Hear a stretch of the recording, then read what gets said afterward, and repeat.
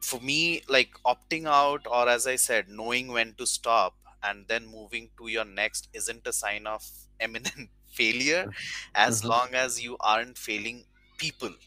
Okay, and when I say people, your customers, your employees, your partners.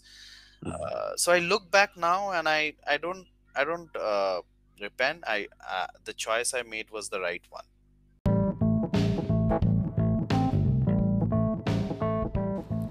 Failure may be inevitable, but there are scientific values behind it. We've got to learn how to fail faster so we can learn smarter. Join me and let's uncover the hack behind failures. In these episodes, we'll get inside the minds of the successful, discuss the failures they've had in the past, and analyze what made them tick so we all learn from it. Welcome to Set to Fail podcast. I'm your host, Joseph Indolos. What's going on, everybody? This is Joseph. You're listening to Set to Fail podcast, the show that aims to reverse engineer the failure insights we gather through the conversations, try to uncover the hack behind many failures. Successful people, entrepreneurs, and young professionals can embrace failing forward. It's a great pleasure for me to introduce our special guest, BB, Biswarup Bhattacharjee.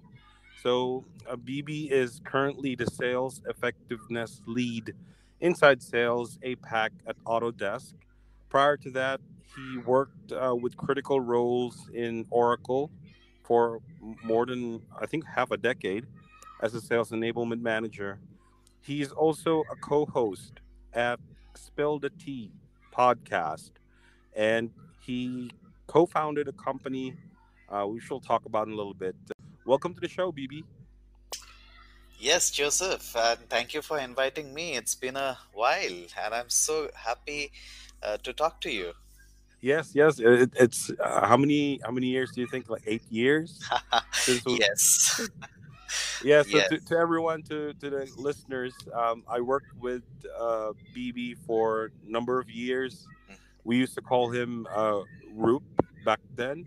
So pardon me if I address him, my good friend BB, for with his nickname, but it's really about I think almost a decade since we connected. Right. Very good friend of mine. So we'll start with some maybe a quick unpacking of your roles, the businesses that you've done in the past, and congratulations, by the way, on the success you're having. I've seen you've went the extra mile. So maybe could you give our audience a quick overview of your background and also some of the roles that you've handled. Yeah, I would love to, Joseph, and thank you so much for introducing. You did a great job of by introducing me, and I'll start with what I'm doing currently, and I'm working as a sales effectiveness lead with Autodesk. And in my role, in my capacity, I do coach salespeople across APAC, and also onboard new hires, who sales new hires who come into the company in Asia Pacific. So that's what I've been doing over the last 2 years. And before that, as you rightly mentioned, I worked with Oracle for over 5 years now. uh, and you know uh, uh, in total, I have been in this industry for now 14 years, in which I started as an art consultant, way back in Mm. 2009. And I still think about that job. My role as art consultant, though the word consultant was always there, however, my primary job was to sell artworks, murals, and sculptures to Wow. architects and designers in India, in the country. And then I shifted gears, and it was very contrasting to what I was doing. I launched my own company, and I think your listeners will be very happy and excited to know about that. So yes, I'm going to speak about that in course of our interview. Awesome. That's awesome. I didn't know that you were in art. So that's a surprise for me, right? And because the reason I am curious and excited about that specific attribute Mm, is, I'm also more of like more on the art side, more on the music music side. side.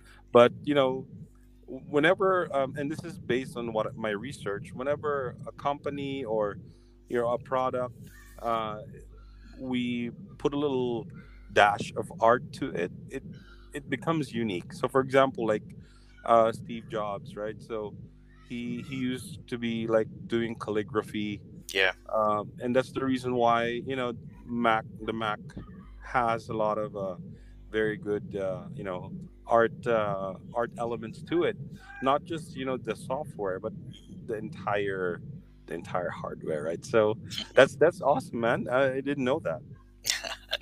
yeah. I'm glad you like it. Great.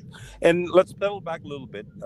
From your life and career experiences, I'm assuming you've encountered, some challenges, some failures, and then at some point you mentioned you ran your own business, right? And unfortunately, it kind of failed, and then you joined the corporate path. So I'm guessing you learned a lot of experience in that rock bottom moments. So what are the key learnings you can share to our audiences, and then maybe how did you overcome the failures? That will be a great benefit for a lot of the aspiring entrepreneurs and young professionals that it's listening to the show. Yeah, you're spot on, Joseph. And yeah, I have failed many times. We all have. We all had, right? And you said it right. We experience the bottom when we fail, and then bounce back by overcoming them. Uh, in my opinion, now it's very hard to actually think about the solutions or steps that you took to come back on track. However, when you do what is needed, move ahead, stop, and look back, that's when you realize, not bad, I fared well. And uh, uh, and and that whole process defines you as a leader of your own destiny.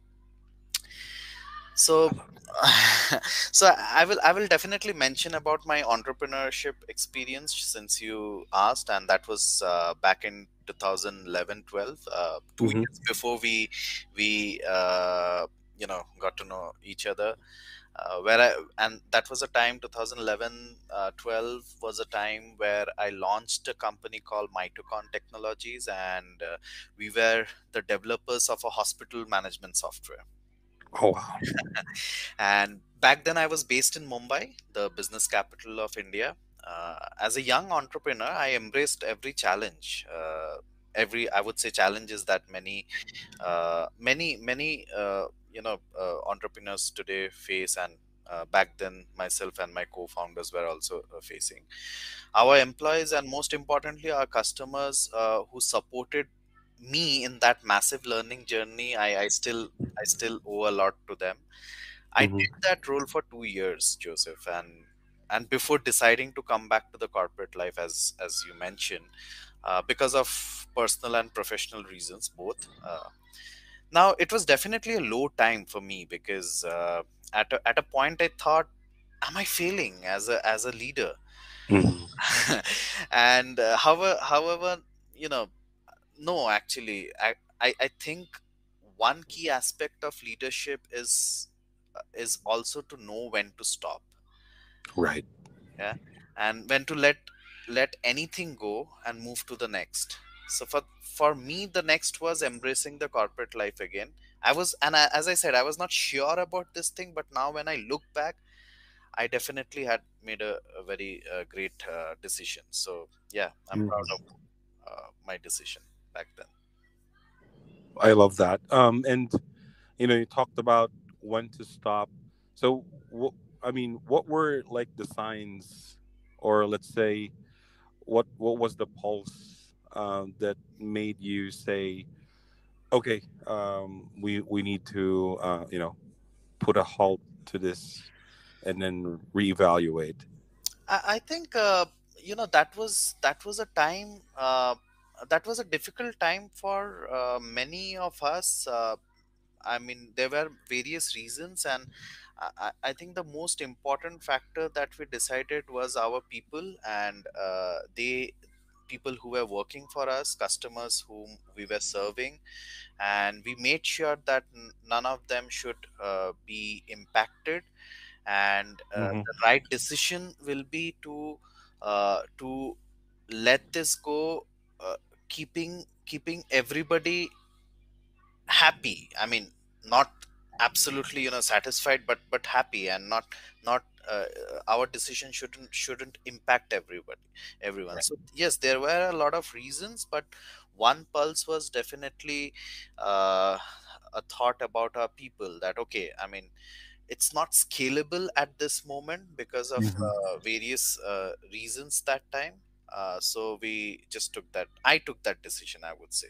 Not we. Here is something where I will use I and not not we. Yeah. Okay. That's great, and I mean that's gold. Like, sometimes if you're trying to push for an idea, Mm, but apparently it's not scaling to the to your expectations. yeah. Yeah, I mean that's a good sign, and that's a good insight for a lot of our a lot of our listeners and myself as well. I do have a portfolio of few investments, local investments. Hmm. Excuse me. So sometimes if things are always uh, ending up in a brick wall, or not aligning to what what we want, Yeah. we would need to reflect back, and then maybe either pivot, or either take the call, and see if we need to repurpose our focus to a Absolutely. better trajectory, if you will. Right. So how is that? I'm assuming it's difficult, very difficult Yeah. time. I can resonate. How did you stay motivated in that process? After being after letting go of the company. I am generally a very optimistic person, Joseph, and I'm more optimistic and positive in times of difficulties. Okay, Oh, and I don't know why this happened, but it just comes naturally. And yes, it was difficult mentally, and uh, considering the societal norms of entrepreneurship, that oh, have you failed as an entrepreneur? Do you need to hide this fact, or do you need to stop talking about it on your resume? So these were a lot of there were a lot of challenges, but I'll tell you the positive thing. I'll tell you the motivation. I think family is a very big motivation for anybody, and that was indeed which kept me going. And that was the year where I decided that no, I should move ahead and embrace and go back to a job. That was the year 2014, when I took a new role of being a father. So oh, that's beautiful. yeah, so indeed that was my motivation to keep going. Oh, that's great. That's beautiful. 100% agree.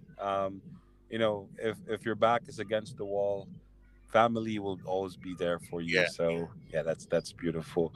And are there some things that you could have done differently, if you have the choice to go back? Good question. I think look, the only thing I could have done is waited a bit more, and many entrepreneurs do. And we have millions of stories about those businesses and their founders who went through the grunt, the difficult times. However, everyone's situation is very unique, very different. uh, for me, like opting out, or as I said, knowing when to stop and then moving to your next isn't a sign of eminent failure, as Hmm. long as you aren't failing people. Okay, and when I say people, your customers, your employees, your partners. Mhm. So I look back now, and I don't repent. The choice I made was the right one. I see. Great. So it's like, um, it kind of give you like the armor building Yeah. phase, if you will, and that help. I think that help you become more resilient as you've open up your new career path, right? So that's great. And for someone like me, starting a business, or some of the folks that are listening that are starting to do their own startup and all, Mm. are there some tips, tricks that you can give as an advice? I will just give. Okay, I- I'll give three of them. Okay, since you Okay. since you asked, and this is for definitely for people who are either starting a business, or even if not their own company, they're leading their team. So teams. Okay, so and it all these tips revolve around people. Okay, people. So hear me out. So the first one, as I said, it's all about people, whether you are building a business or a team. Now, I'll tell you a story from my first job. Okay, my first job back in 2009, when I started as an art consultant. And back then, our CEO of our company wrote us a letter, which was together with a reward to all the employees for the good work they showed in that year. And in that letter, she mentioned, it is people who make or break a company, and it is people who take a company to where it aspires to be. Now, I I still think about that statement, and you think of a business or a team, the statement fits 100%. So, and all the years, my entrepreneurial experience and my Salesify experience, my Oracle experience, my current Autodesk experience. It's all about people, and I always think about them. So my advice, my first advice will be cut short, respect people, have Mm-hmm. empathy, and always think what value you bring to them through your actions. That is my first advice about people. Okay. The second will be to connect passion with purpose. Now, and I'm talking about passion at work. Okay. Now this is something which any business or team leader should understand of her or his employee. I'll just explain with one example. In one of my job, I found my one of my directs to be non-performing, and that was a coaching moment for her. So I spent some time understanding what she's passionate about when at work. She was definitely passionate about interacting with people and serving their needs. However, she didn't like cold calling or outbound sales. Now, she was more passionate about the post sales activities. And then both of us agreed on a mutual plan how to help each other.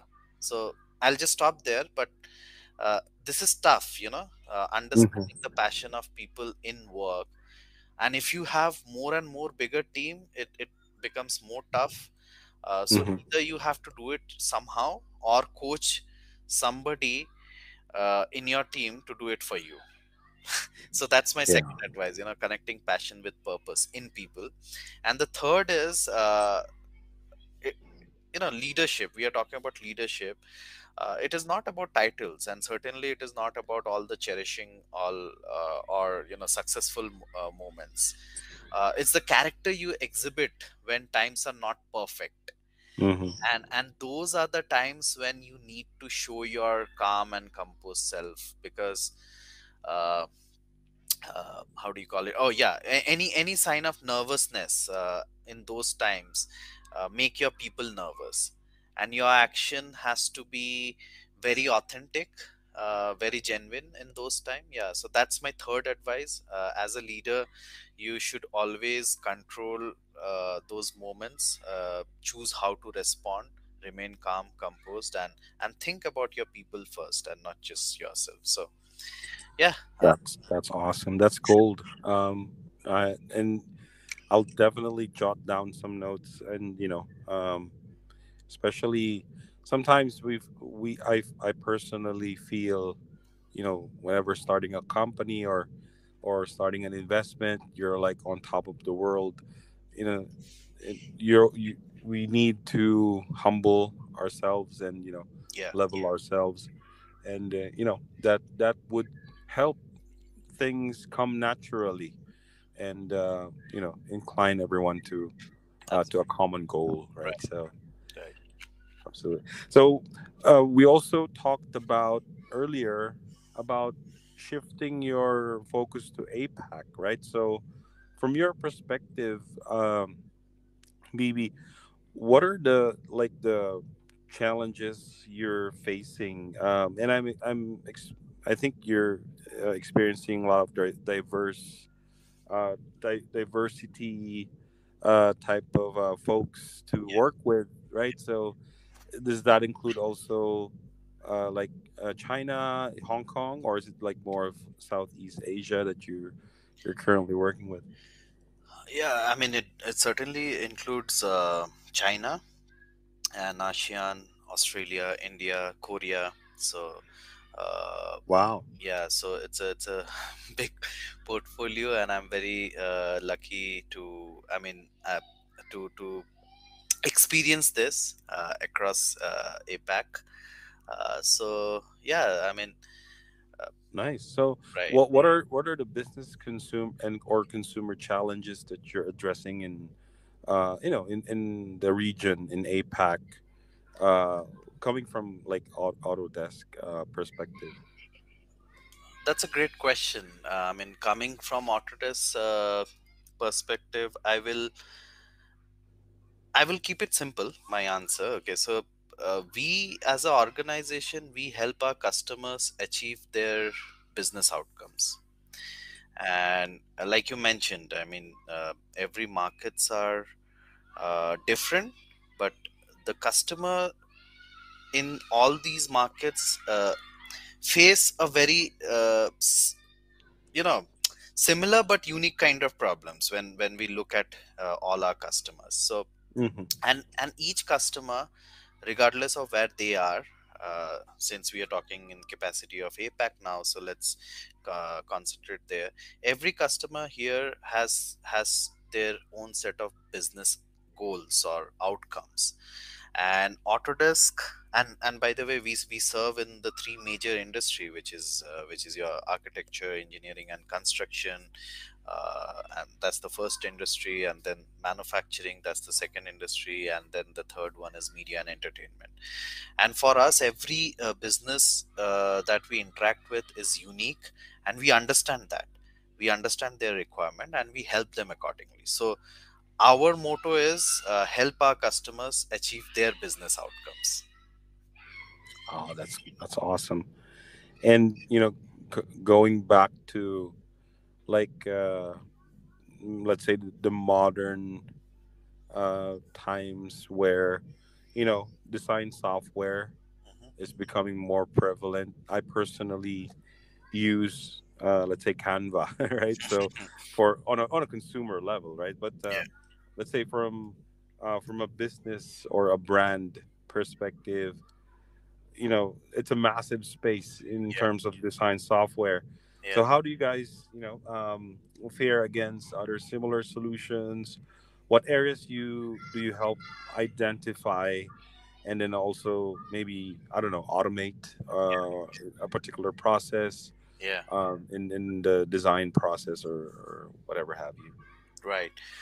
That's a very good question. And yes, we are living in a hyper competitive world, and I totally get what you're talking about.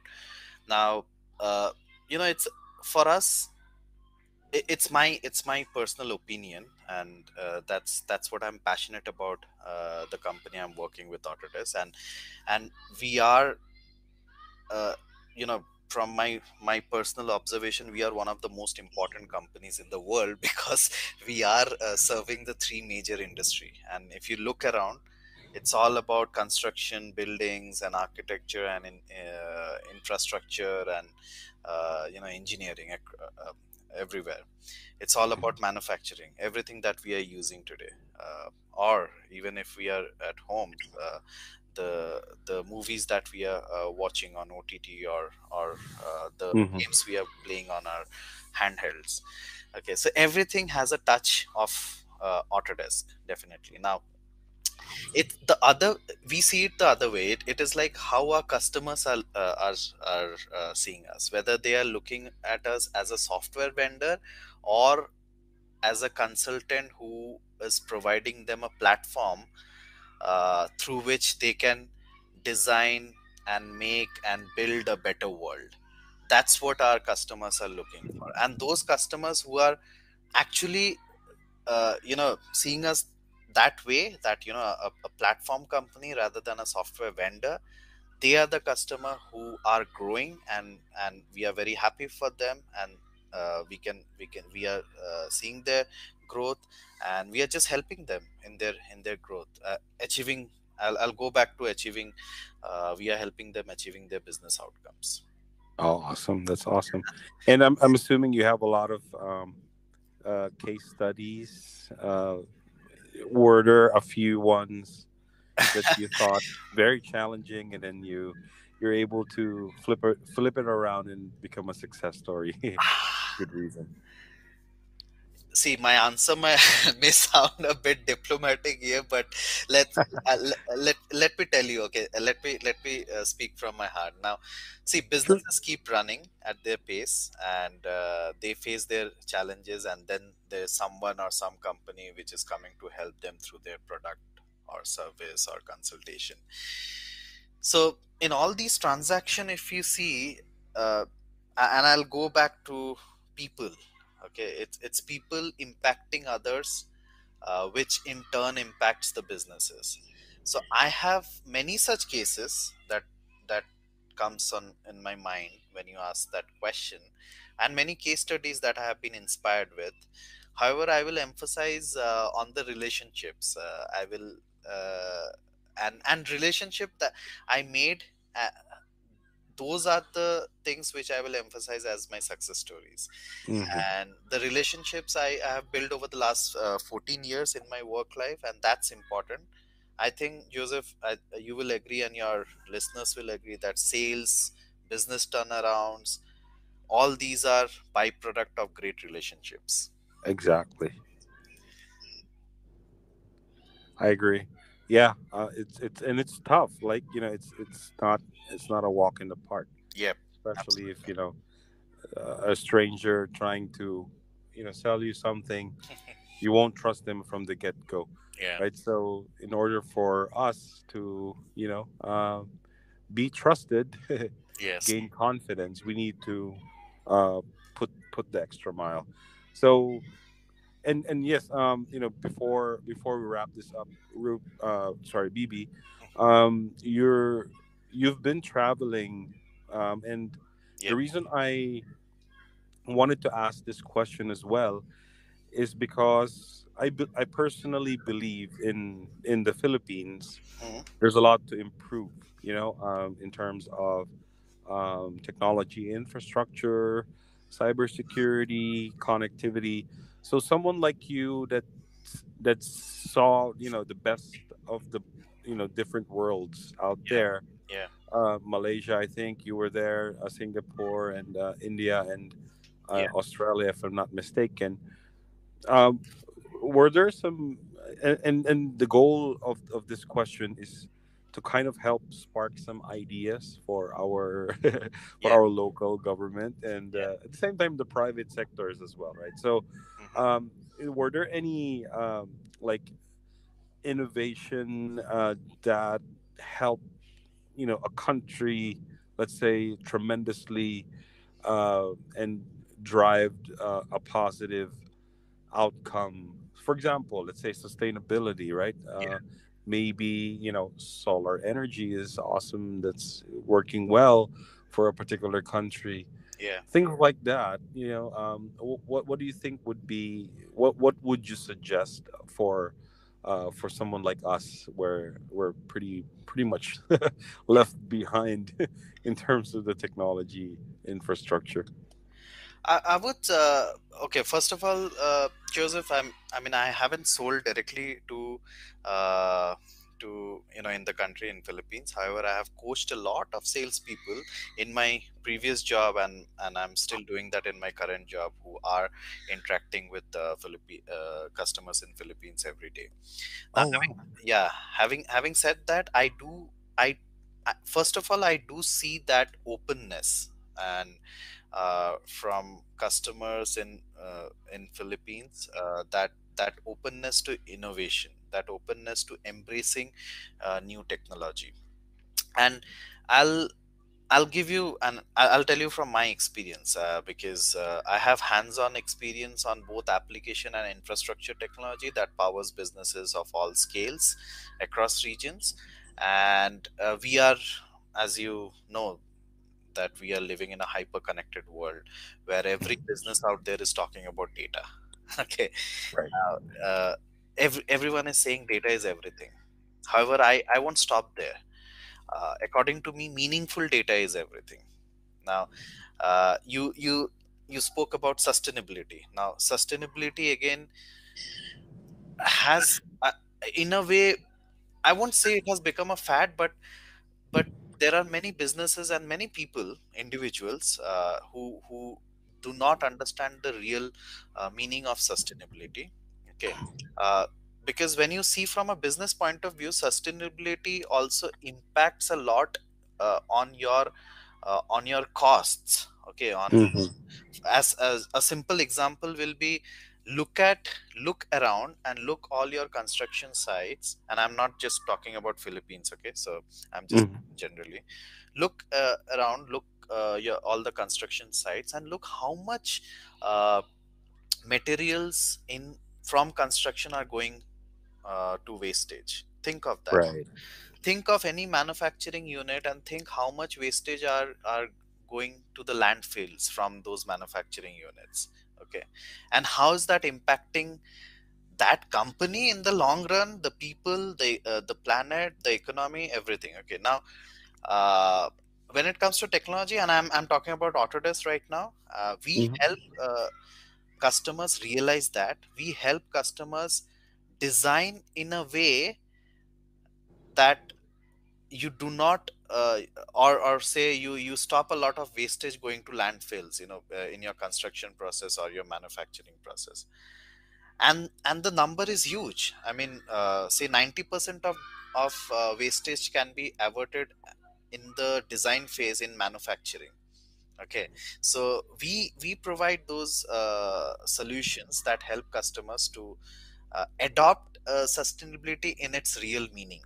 Okay. and Hmm. and, and I'm very proud to tell this, that Autodesk, not just Autodesk walks the talk. Okay. And Yeah. we are, if you go on any, if you just Google world's top sustainable companies, we are the third most sustainable company in the world. And which means that, we, in our own operations, we have offset a lot of carbon footprint through our own operations. And that's what we do, and that's how we help our customers across the globe. Okay. So that's one part. And now coming to what you just asked, my advice. Now, it's not an advice, but it's just an experience. According to me, like, think about cloud technology. Okay. Just 2 years Hmm. back, there was a lot of no. Okay. We don't or I would say a lot of reservations, mindset. Hmm. Yeah, I would say. I call them a Yeah. mindset that no, we don't want our data to go out because our government is saying that there can't be any data centers out of the country. uh, Right. but look at what happened in the last two years, and our can companies afford that right now? I mean, talk about work from home, talk about Yeah. your offices in various countries. Like, we encounter companies who have design and engineering companies who have branches in Philippines and South Korea and and India and various other places. So that that mindset has changed. It's changing. There's a lot of work to be done from private companies point of view, from government point of view, and and companies like us, we are helping them understand that, transform that mindset. So That's great. yeah, I mean, I gave you a long answer, but I just get very much passionate Oh yeah, yeah, like about these things. Yeah, I like it in terms of, it's an eye opener, yeah, especially sustainability, where you talked about, the wastage, the carbon footprint, right? Sometimes we think, oh, okay, great, we have a solar panel which is like so huge, it's like, yeah, almost size of a building, but after 2 years the panel died, so what's gonna happen, right? yeah, You cannot just burn that and then uh, leave a big polluted space in the atmosphere. yeah, So yes, no, I mean, that's spot on. We need to think, maybe lean, how we can be lean before we implement, take advantage of the software like what you mentioned. yeah, So for example, before you even use paper to draft your design, why not use a software first, and then afterwards that's the time you actually start doing the traditional route of building a home or whatever. So yes, absolutely. This is all eye opening, and I appreciate your insights on that. Um, I do believe you can bring value to the table, and for our listeners, BB, where can they find you immediately so they can also consult with you, ask you questions? Are you on LinkedIn? Do you have also a show? Uh, the yeah. the ball is on your part now. Yeah, I'm very active on LinkedIn, and everyone can find me with my name. It's Biswarup Bhattacharjee. I won't spell it because I'll leave it with you to share those links Yeah. on when you on this talk. And so it's Biswarup Bhattacharjee in brackets BB in caps. Those are my initials, and everyone can find me on LinkedIn. I'm very active there. On Instagram, that's the second platform, my social platform where I'm very much active. It's Roop, RUP, P as in Papa, Roop dot Bhatt, Bhatta, T as in Tango, T as in Tango, A as in Alpha, Roop dot uh, Bhatt at Roop.bhatt, yeah, sorry. So that's my Instagram handle, and I'll share those with you, Joseph, so that you can post that when you are releasing this talk. Yes, yes, and then also the spill the tea Oh yeah, podcast. definitely. I mean, I would love to share that with your listeners as well, because that's a podcast which I do with my co-host, who's based in Malaysia, and she Kisha and I, we in fact we recorded a very interesting episode on circular economy when it comes to clothing just yesterday. So I would love to share that as well. And in that podcast, what we do, we challenge, we bring ideas, those challenge any stereotypes or any conventional things. So we'll love to Awesome. share that. Yes, and to our listeners, we'll include the links to the description so you can easily check out and inquire. So please stay tuned for the next episode. Feel free to check out our content library as well. We keep updating that every week. I'm sure you'll find some intriguing topics that can help you spark some innovation. So, BB, it's a great pleasure to have you on the show. I really enjoyed our conversation, and I hope we can also spark another, maybe a second episode, with a specific topic you have in mind. So just let me know. Yes. And then, again, thank you so much, everyone. This is Joseph Indolos. You're listening to Set to Fail podcast. Have a great day, everyone.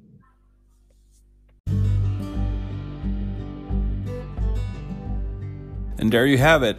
We hope you enjoyed and learned a lot in this episode. And if you did, please subscribe to YouTube, hit the notification bell, leave us a comment, also reviews on Spotify and Apple Podcast. This would really help the show to continue creating more and more insightful content for us to learn together. Thank you very much. Have a great day.